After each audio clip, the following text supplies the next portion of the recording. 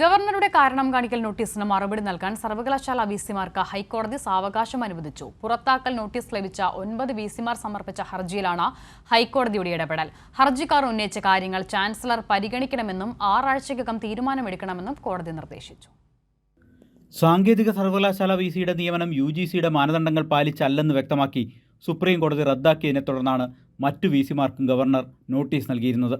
പുറത്താക്കാതിരിക്കാൻ കാരണമുണ്ടെങ്കിൽ വിശദീകരിക്കണമെന്നാവശ്യപ്പെട്ടായിരുന്നു chancellor എന്ന നിലയിൽ governor notice നൽകിയത്. നോട്ടീസ് ചോദ്യം ചെയ്ത് വിസിമാർ സമർപ്പിച്ച ഹർജി പരിഗണിച്ചാണ് ഹൈക്കോടതിയുടെ അനുകൂല ഇടപെടലുണ്ടായത്. KTU വിസി പുറത്തുപോകാൻ കാരണമായ സുപ്രീം കോടതി ഉത്തരവ് തങ്ങൾക്ക് ബാധകമല്ല എന്ന് ഹർജിക്കാരായ വിസിമാർ ചൂണ്ടിക്കാട്ടിയിരുന്നു. സാമ്പത്തിക ക്രമക്കേടോ നടപടികളിൽ വീഴ്ചയുണ്ടെങ്കിൽ മാത്രമേ തങ്ങളെ നീക്കാൻ സാധിക്കൂ എന്നായിരുന്നു ഹർജിക്കാരുടെ വാദം. ഹർജി പരിഗണിച്ച കോടതി ചാൻസലറുടെ നോട്ടീസിന് മറുപടി നൽകുന്നതിനായി സാവകാശം അനുവദിക്കുകയായിരുന്നു.